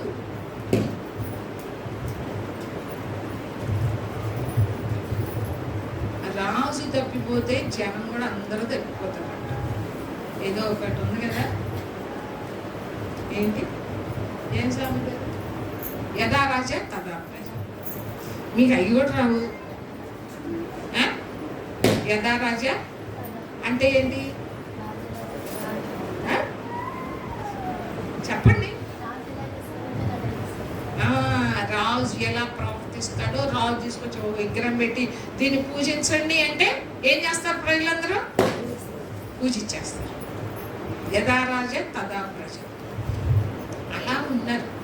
అందుకని ఇక్కడ జనులలో కానీ అధిపతుల్లో కానీ యాజకులలో కూడా అంటారు. ఎంత భయంకరమో చూడు. యాజకులు కూడా. యాజకులు అంటే ఎవరు? పరిశుద్ధ ఆ మందిరంలో సేవ చేసేవారు యాజకులు. ఆ యాజకులలో కానీ జనులలో కానీ అధిపతుల్లో కానీ అందరూ కూడా అన్య జనులు పూజించే హేయమైన విగ్రహములను పెట్టుకొని బహుగా ద్రోహులైపోయారట. అన్య జనులు పూజించేవాడు. నువ్వు అక్కడి నుంచి బయటకు వచ్చావు, ఆ విగ్రహారాధన నుంచి బయటకు వచ్చావు. అవి దేవుళ్ళు కాదని, అవి విగ్రహాలని, వాటికి కళ్ళుండి చూడలేవని, నోరుండి మాట్లాడలేవని, చెవులుండి వినలేవని, అవి విగ్రహాలని చెప్పి నువ్వు వాటి నుంచి, విగ్రహారాధన నుంచి నువ్వు బయటకు వచ్చావు. అవి దేవుడు కాదు అని చెప్పి నువ్వు నమ్మి వచ్చావు. వచ్చిన తర్వాత మళ్ళీ ఇశ్రాయేలు కూడా ఏం చేస్తున్నారు? మనం కూడా అంతే, బయటకు వస్తాం, వచ్చినట్టే వస్తాం, మళ్ళీ వాటి వైపు తిరుగుతాడు. అంటే దేవుడు అంటాడు ఐగుప్తులో నుంచి బయటకు తీసుకొచ్చినాడు, మళ్ళీ ఐగుప్తుకి వెళ్ళకూడదు అంటాడు దేవుడు. నువ్వు విడిచిపెట్టి వచ్చావు ఐగుప్తు అనే లోకాన్ని, ఐగుప్తు అనే పాపమును, వాటన్నిటిని విడిచిపెట్టి వస్తే మళ్ళీ ఇప్పుడు ఏమంటున్నావు? మళ్ళీ ఐగుప్తు కావాలి. ఇశ్రాయేలు వాళ్ళు అన్నారు కదా, ఏమన్నారు? అబ్బా ఎంత బాగుందో ఐగుప్తు, ఎంత బాగుందో ఏమన్నారు? అన్నారా మీరు? విడిచిపెట్టిన ఎంత బాగున్నాయి అనుకున్నారా? అనుకోలేదా? మరి ఎందుకు చేస్తున్నారు? విడిచిపెట్టినాయి కదా, అన్ని ఆచారాలు పద్ధతులు అవన్నీ విడిచిపెట్టినాయి కదా. ముహూర్తాలు చూస్తారు. ముహూర్తాలు చూస్తున్నారా లేదా? ఏంటి అందరు తలలు దించుకొని ఉన్నారు? ఏంటి ఇంట్రెస్ట్ లేదా? అంటే వినాలి, వాక్యం వెలుగుద్ది కావట్లేదా?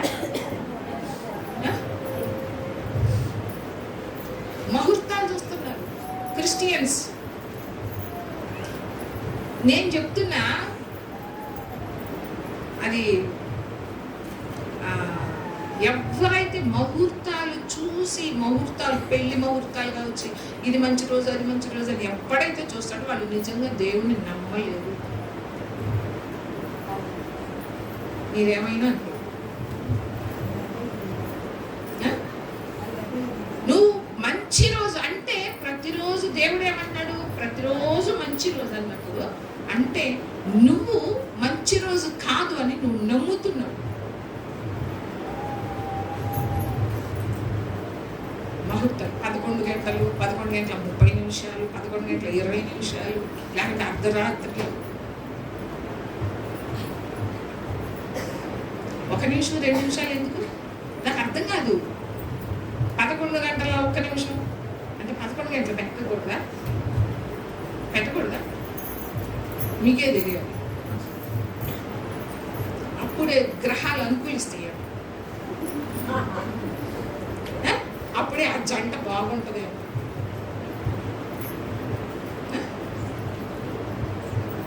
చాలా తప్పు. నిజంగా నువ్వు క్రిస్టియన్ అయితే, నిజంగా యేసయ్య తప్ప వేరొక దేవుడు లేడు అని నువ్వు నిజంగా నమ్మితే ఇవన్నీ తీసి నువ్వు పక్కన పెడతావు. నువ్వు అటు ఇటు కాకుండా ఉంటున్నావు కాబట్టి సగం అటు సగం ఇటు ఉంటావు.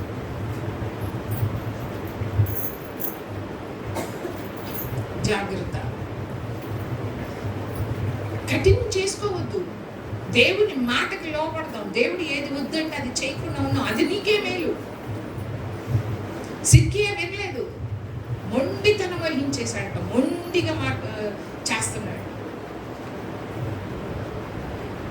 దేవునికి హేయమైనవి ఏంటి? దేవుడు అసహించుకునే ఏంటి చెప్పండి? విగ్రహారాధన, వ్యభిచారం.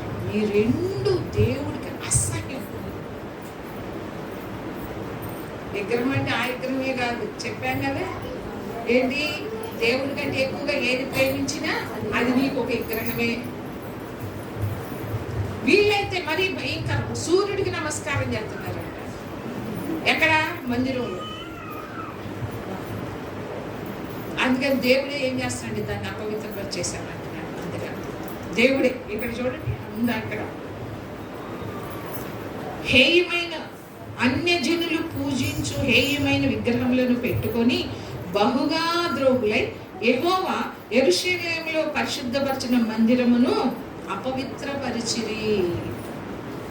మందిరాన్ని అపవిత్రపరిచేశారు. ఏది చేసి అపవిత్రపరిచారు? ఆ మందిరాన్ని హేయమైన కార్యాలు, హేయమైన విగ్రహాలు పూజిస్తున్నారంట మందిరములో, పరిశుద్ధ మందిరములో. ఎంత అసలు మనందరికీ తెలుసు కదా, ప్రత్యక్ష గుడారం ఎంత పరిశుద్ధంగా ఆ యాజకుడు ఒక్కడే వెళ్ళాలన్నమాట. సంవత్సరానికి ఒకసారి ప్రధాన యాజకుడు ఒక్కడే వెళ్ళాలి. అలాంటి వాళ్ళు కూడా ఎంత అసలు భయంతో వెళ్తారంటే అంత భయంతో వెళ్తారు ఆ మందిరంలో, ప్రత్యక్ష గుడారంలోకి, అతి పరిశుద్ధ స్థలంలోకి. అయితే అలాంటి స్థలాన్ని వీళ్ళు అపవిత్రపరిచేశారంటే ఇశ్రాయేలు. ఈ రోజున మందిరంగా మనల్ని అందరినీ చేశాడు. మనం ఎవరమీ దేవునికి, మనమందరం కూడా ఆయన ఆలయమై ఉన్నాం. నీ దేహంలో దేవుని యొక్క ఆలయం. ఎవరైతే ఆలయాన్ని పాడు చేస్తారో వాళ్ళని దేవుడు ఏం చేస్తున్నాడు? పాడు చేస్తాడు. నీ దేహాన్ని నువ్వు పాడు చేసుకుంటే దేవుడే నిన్ను పాడు చేస్తాడు. నీ దేహాన్ని నువ్వు ఎలా పాడు చేసుకున్నావు? తాగుతా పాడు చేసుకుంటున్నావా? వ్యభిచారం చేస్తా పాడు చేసుకుంటున్నావా? నీ నాలుక కానీ, నీ అవయవాలు, దేహం అంటే ఏంటి? మన దేహంలో ఉన్న ప్రతి ఒక్క అవయవం, ఆ అవయవాలతో నీ మందిరం అంటే నీ ఆ దేహం అనే ఆలయాన్ని నువ్వు పాడు చేసుకుంటే దేవుడు ఏమన్నాడు? నేను కూడా నేను పాడు చేసేస్తాను. నువ్వు వింటలేదు దేవుని యొక్క మాట. ద్రోహులై యెహోవా యెరూషలేములో పరిశుద్ధపరిచిన మందిరమును అపవిత్రపరిచిరి. 15వ వచనంలో చూడండి, వారి పితరుల దేవుడైన యెహోవా తన జనుల యందును తన నివాస స్థలమందును కటాక్షం గలవాడై వారి యొద్దకు తన దూతల ద్వారా వర్తమానం పంపుచూ వచ్చెను. ఆయన పెందల కడ లేచి పంపుచూ వచ్చినను. దేవుడు ఇశ్రాయేలు ప్రజల్ని ఎంతగానో ప్రేమించాడు. అబ్రహామును బట్టి చాలా ఇశ్రాయేలు ప్రజలు ఎంత తిరుగుబాటు చేసినా కూడా వాళ్ళ దగ్గరికి వాళ్ళు ఎంతగానో ప్రేమించి వాళ్ళ దగ్గరికంటే పెందల కడని ప్రవక్తలు పంపుతూ వచ్చాడంట దేవుడు. ఎందుకు పంపుతూ వచ్చాడు ప్రవక్తల్ని? వాళ్ళు హెచ్చరించాలి, వాళ్ళు నశించిపోకూడదు కాబట్టి వాళ్ళని హెచ్చరించు అని చెప్పి ఇక్కడ ఏమనుంది? వారి పితరుల దేవుడైన యెహోవా తన జనుల యందును, తన జనులు, దేవుడి యొక్క జనులు ఎవరు? ఇశ్రాయేలు ప్రజలు. జనుల యందును తన నివాస స్థలమందును కటాక్షము గలవాడై.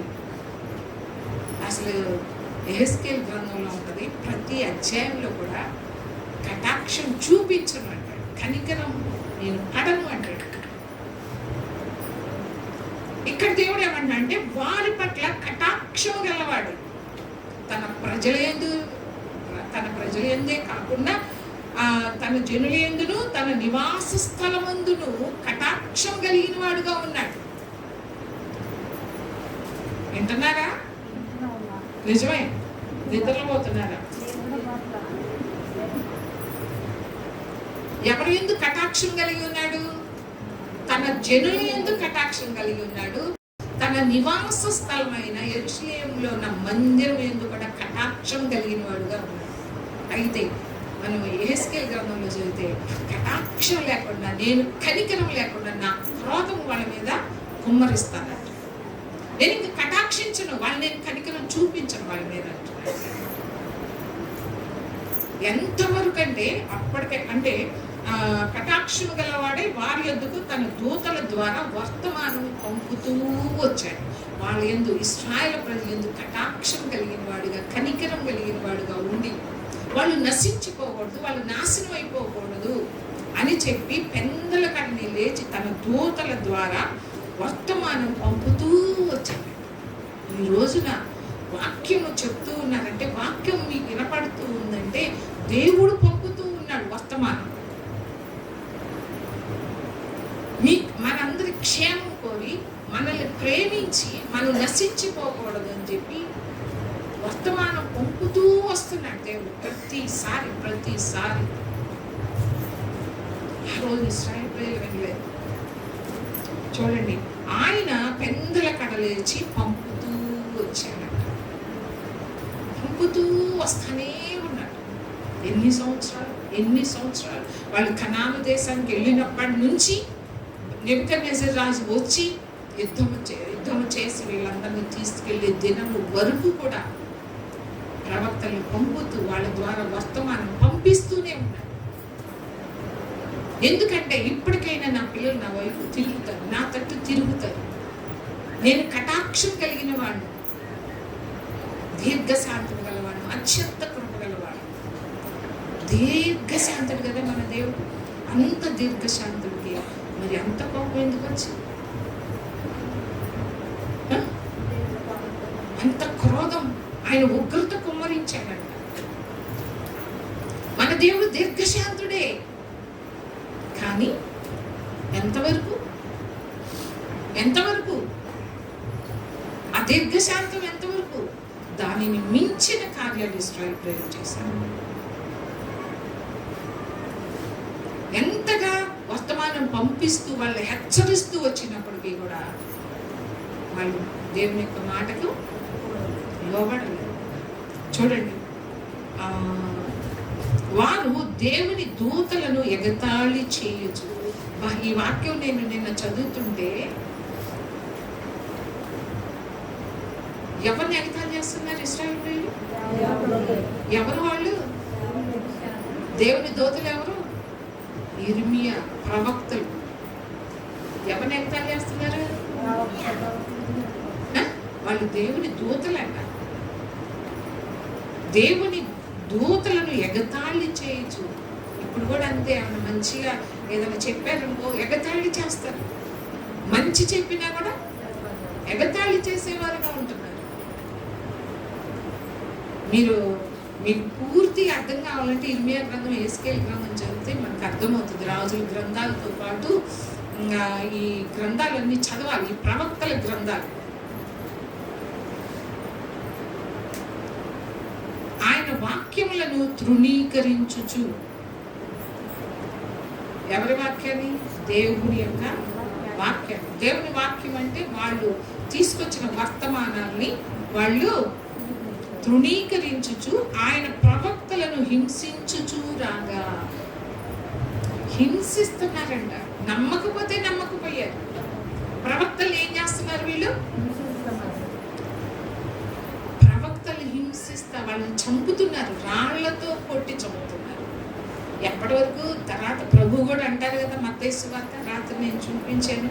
మత్తయి సువార్తలో చూడండి, మత్తయి సువార్త ఎన్నో వచ్చాయి?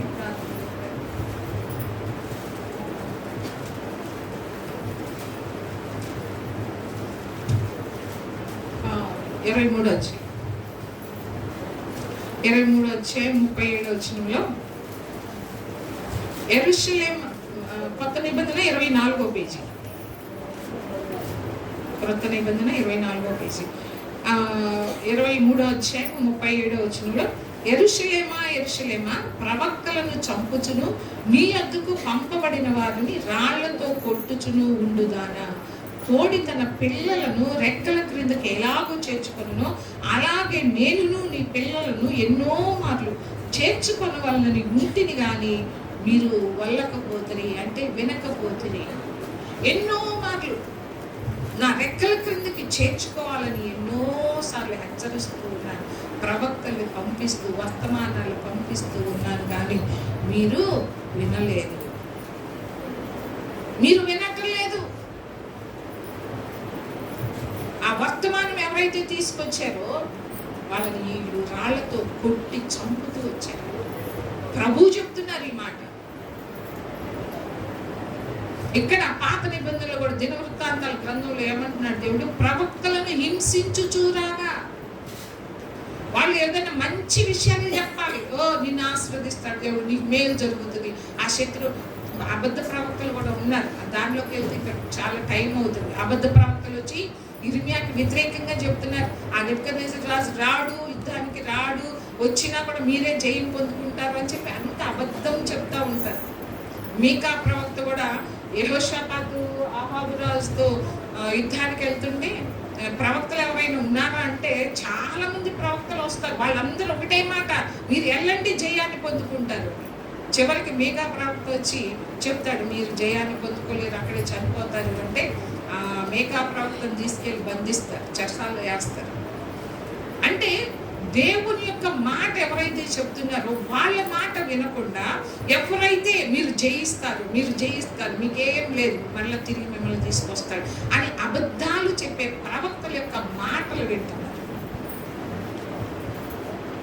నిజమైన ప్రవక్తలు వీళ్ళు ఏం చేస్తున్నారు?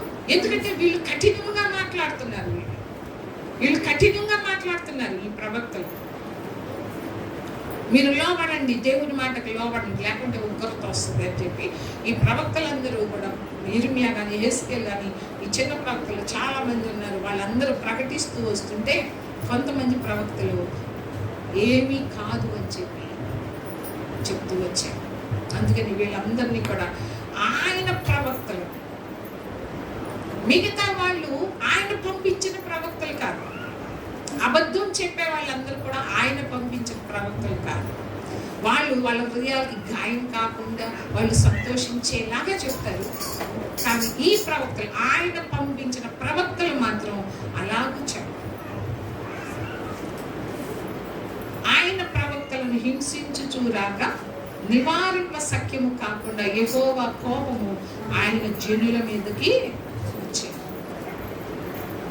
నివారింప సఖ్యము కానంత కోపం ఇంకెవ్వరు కూడా నివారించలేరు దేవుని యొక్క కోపాన్ని. ఎవ్వరు కూడా అడ్డు. ఆ రోజున మోషే ఇశ్రాయేలు ప్రజలకు దేవునికి అడ్డంగా వచ్చాడు మోషే. ఇప్పుడు ఎవరు అడ్డం వెళ్ళే వాళ్ళు కూడా లేరు. ఒకవేళ అడ్డం వచ్చినా కూడా నేను వినను అంటున్నాడు. దానియేలు, సమూయేలు వీళ్ళు ఉన్నా కూడా నేను వాళ్ళ ప్రార్థన నేను వినను అంటున్నాడు దేవుడు. నివారింప సఖ్యము కానంత కోపం ఎందుకు వచ్చింది? వాళ్ళు సరి చేసుకోవట్లేదు. వర్తమానం పంపిస్తున్నాడు దేవుడు ప్రతిదినం, ఎన్నో సంవత్సరాలు పంపిస్తూ ఉన్నాడు, కానీ ఆ మాట వినలేదు. అందుకనే దేవుడు అన్నాడు, అయ్యో నా ప్రజలు నా మాటలు నేను ఎడల ఎంత మేలు. ఇశ్రాయేలు నా మార్గంలో అనుసరించిన ఎంత మేలు. నివారింప సఖ్యం కానంత కోపం ఇశ్రాయేలు ప్రజల మీదకి వచ్చింది కాబట్టి నెబుకద్నెజర్ రాజు ఆ యెరూషలేము మీదకి వచ్చి ఆ ప్రజలను కానీ ఆ మందిరాన్ని కానీ చివరికి 3 సార్లు దండయాత్ర చేస్తాడు. 3వ సారి వచ్చినప్పుడు ప్రజలందరినీ తీసుకెళ్తాడు, ఆ మందిరాన్ని పడగొడతాడు మొత్తం. ఇవన్నీ ఎందుకు జరిగింది? ఎందుకంటే ఒక్కటే కారణం, ఆయన మాట వినకపోవడం. ఒకవేళ చేశారనుకోండి, హేయమైన కార్యాలే చేశారు, కానీ ఆ మాట వినినప్పుడు దేవుని తట్టు తిరగలేదు. సిద్కియా అయితే మొండితనం వహించేశాడు. దానికి ఫలితంగా అందుకనే ప్రవర్తన ఫలం అని చెప్తాను కదా. చూడండి, యెహెజ్కేలు గ్రంథంలో ఇది చెప్పి నేను ముగించేస్తాను.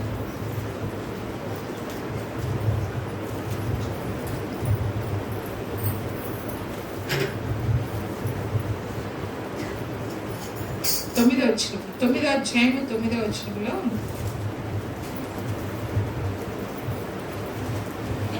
ఇశ్రాయేలు వారి ఆయన నాకు ఇలాగ సెలవిచ్చాడు, ఇశ్రాయేలు వారి యొక్క యూదా వారి యొక్క దోషము బహుఘోరముగా ఉన్నది. బహుఘోరముగా ఉందంట. 692వ పేజీ, 692వ పేజీ. యూదా వారి యొక్క పాపము, ఇశ్రాయేలు వారి యొక్క దోషము బహుఘోరంగా ఉందంట. ఎందుకంటే ఎన్నిసార్లు హెచ్చరించినప్పటికీ మనకేమో దినవృత్తాంతాలు, రాజుల గ్రంథాల్లో మనకు అర్థమవుతుంది వాళ్ళు ఎలా ప్రవర్తించారు ఇశ్రాయేలు ప్రజలని. అయితే ఇక్కడ చూడండి 10వ వచనంలో చూడండి, 9వ అధ్యాయము 10వ వచనంలో, కాబట్టి కటాక్షముంచుకయు కనికరము చూపకయు నేను వారి ప్రవర్తన ఫలమును వారు అనుభవింప చేసేదను. హల్లెలూయా. ఎవరి ప్రవర్తన ఫలం? ఎవరి ప్రవర్తన ఫలం ఎవరు అనుభవిస్తారు? ఎవరి ప్రవర్తన ఫలం వాళ్ళే అనుభవిస్తారు. నా ప్రవర్తన ఫలాన్ని నేను అనుభవిస్తాను, మీ యొక్క ప్రవర్తన ఫలాన్ని మీరు అనుభవిస్తారు. అది మంచిదైనా సరే, మంచి దేవుని మాట విని దేవుని మాటకి లోబడ్డామో ఆ ప్రవర్తన యొక్క ఫలం వేరుగా ఉంటుంది. దేవుని మాట వినకుండా ఇదిగో వీళ్ళు మొండితనం వహించినట్లుగా, దేవుని దృష్టికి చెడు నడత నడిచినట్లుగా, దేవుని దృష్టిలో వాళ్ళు ఎలా ప్రవర్తించారు, దేవుని దృష్టిలో వాళ్ళు ఎలా బ్రతికారు, వాళ్ళ చెడు నడతను బట్టి వాళ్ళ యొక్క ప్రవర్తన ఫలం ఎలా ఉంది? ఎలా ఉంది? ఇప్పుడు సిద్కియా యొక్క ప్రవర్తన ఫలం ఏంటి చెప్పండి? కళ్ళ ఎదుటే తన బిడ్డల్ని చంపేశారు. కళ్ళుంటే ఏదైనా చేయొచ్చు, కానీ ఆ కళ్ళును కూడా సిద్కియాకి తీసేశారు. మరణం అయ్యే వరకు చేస్తారు. ప్రవర్తన ఫలం. చెడు నడత నడిచాడు దేవుని దృష్టికి. జాగ్రత్త. మీకు తెలిసిన అర్థమైనా కాకపోయినా ఒకటి గుర్తుపెట్టుకోండి, మీ యొక్క ప్రతి యొక్క ప్రవర్తన యొక్క ఫలం మీరు అనుభవిస్తారు. ఎవ్వరి కాళ్ళమే. నువ్వు మంచి చేస్తావా, ఆ ఫలం వేరుగా ఉంటుంది, ఆశీర్వాదకరంగా ఉంటుంది, మేలుగా ఉంటుంది. అది చెడు ప్రవర్తన, ఆ ప్రవర్తన ఫలం కూడా వేరుగా. అది మనం గుర్తుపెట్టుకోవాలి. అందుకనే దేవుడు అంటున్నాడు, అయ్యో నా ప్రజలు నా మాట విని నేడలా ఎంత మేలు, ఎంత ఎంత మేలు అంటున్నాడు. అది ఎంతో తెలియదు, ఎంత మేలు. వీళ్ళు మాట వినలేదు. నివారింప సఖ్యము కానంత కోపం ఇశ్రాయేలు ప్రజల మీద దిగి వచ్చింది. అంతేకాదు సిద్కియా కానీ సిద్కియా తండ్రి కానీ వాళ్ళు వినలేదు కాబట్టి వాళ్ళ మీద కూడా ఆ కోపము వచ్చింది. కాబట్టి ఆ కుటుంబం అంతా కూడా లేదు. కానీ మనం ఎలా ఉండాలి? మనం ఎలా ఉండాలి? మనం వింటున్నామా, వింటలేదు? ఇంకో మాట యెషయా గ్రంథంలో ఉంటుంది చూడండి, ఒక మాట అంటే సేవకుని మాట వినమని. అంటే 50వ అధ్యాయం యెషయా గ్రంథం 612 పేజీ 612 పేజీ 50 అధ్యాయము 10 వచ్చింది. చదవండి. మీలో యెహోవాకు భయపడి ఆయన సేవకుని మాట వినువాడెవడు? వినివాడు ఎవడు? వినేవాళ్ళు ఉన్నారా? దేవుడు ప్రశ్నిస్తున్నాడు. మీలో యెహోవాకు భయపడి అంటే దేవునికి భయపడి ఆయన సేవకుని మాట వినువాడెవడు? క్వశ్చన్ మార్క్ వేసేసాడు దేవుడు. ఆయన సేవకుని యొక్క మాట వినువాడెవడు అంటే లేడు అని అర్థం. అక్కడ క్వశ్చన్ మార్క్ వేసేసాడు దేవుడు. ఉందా లేదా క్వశ్చన్ మార్క్? ఎవడో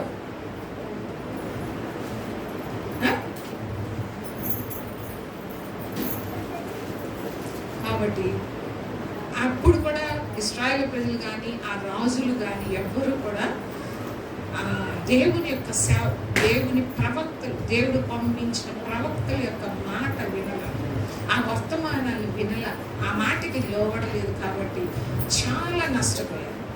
కానీ ఇప్పుడు మనకి బుద్ధి కలగటానికి మనకి దేవుడు వాక్యం ఇచ్చాడు. కాబట్టి ఈ రోజు మనం ఎలా ఉండాలి? వినాలా వద్దా? అది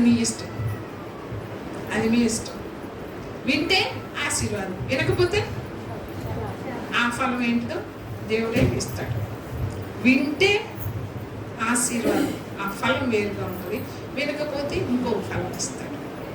దేవుడి కొద్ది మాటలు ఆయన కృపను బట్టి మనమందరం కూడా ఆయన మాట వినేలాగా దేవుడు కృప మనందరికీ దయచేయుగాక. ఆమేన్. ప్రార్థన చేసుకుందాం.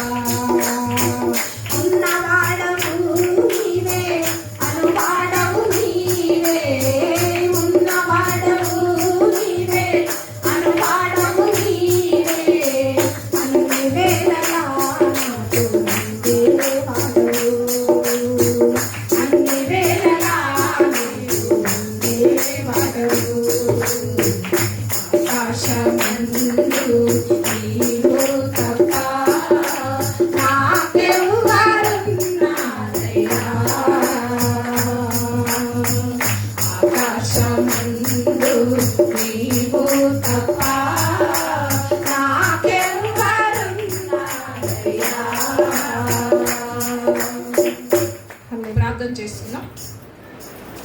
లోబడుతున్నామా లేదా?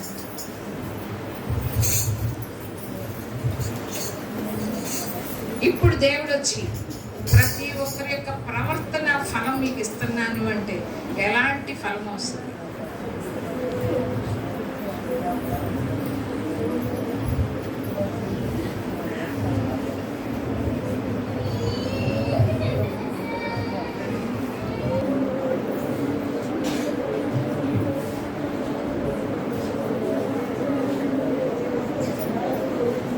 హాస్పిటల్కి వెళ్ళి చూడండి. హృదయము వింతగా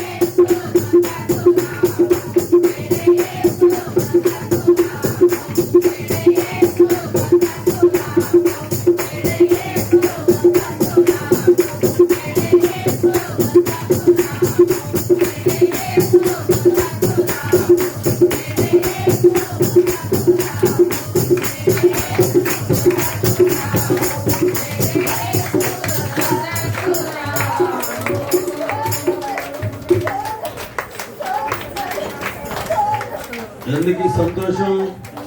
ప్రభు నిజముగా లేచును, మనల్ని కూడా నిజముగా లేపును. ఆమేన్, ఆమేన్, ఆమేన్. హల్లెలూయా, హల్లెలూయా, హల్లెలూయా.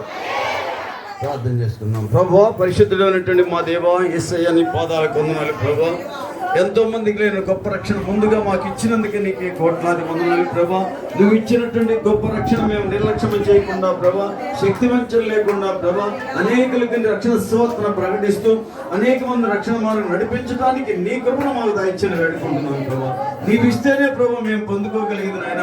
అట్టి కృప మాకు దయచేసి నాయన, అనేకులకు ఆశీర్వాదకరంగా చేసి ప్రభా, నీ నామానికి మహిమ తెచ్చుకోమని, ఘనత తెచ్చుకోమని యేసయ్య నామం నడి వేడుకొంచున్నాము తండ్రి. ఆమేన్. ప్రభు అయిన యేసుక్రీస్తు కృపయు, దేవుని ప్రేమయు, పరిశుద్ధాత్మ యొక్క అన్యోన్య సహవాసమును ఇప్పుడును ఎల్లప్పుడును కూడిన మనందరికీ సకల పరిశుద్ధులకును తోడయుండును కాక. ఆమేన్. అందరికీ వందనాలు. కూర్చోండి.